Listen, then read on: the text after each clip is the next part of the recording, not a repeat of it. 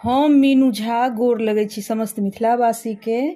सामाक विदाई के शुभ अवसर पर में एकटा समदाउन लऽ कऽ उपस्थित छी। संग दऽ रहल यऽ श्रीमती ललिता झा। धन्यवाद। जय मिथिला, जय मैथिली।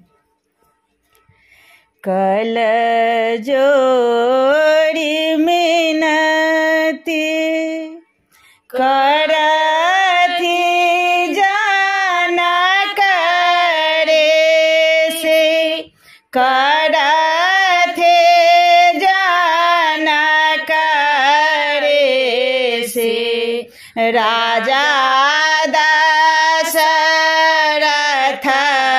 के दुआर, राजा दशरथ के दुआर। आए से तादाए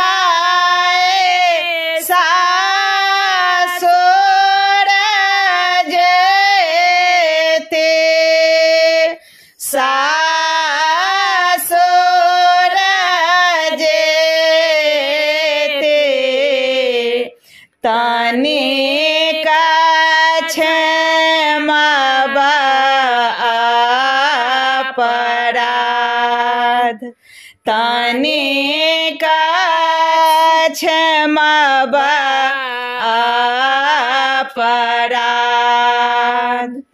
आवन पवन केर घोर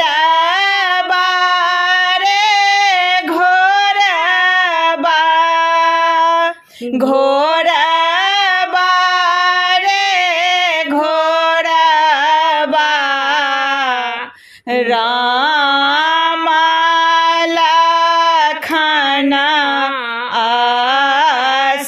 असवार, राम लखन असवार। सीता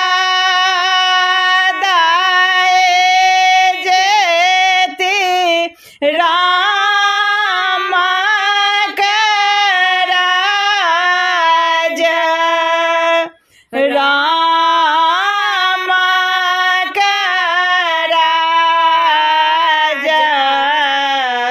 सोना भेल गृह हमार, सोना भेल गृह हमार।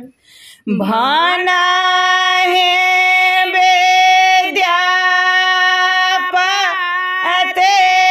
कहल समदनिया, गाओल समदनिया,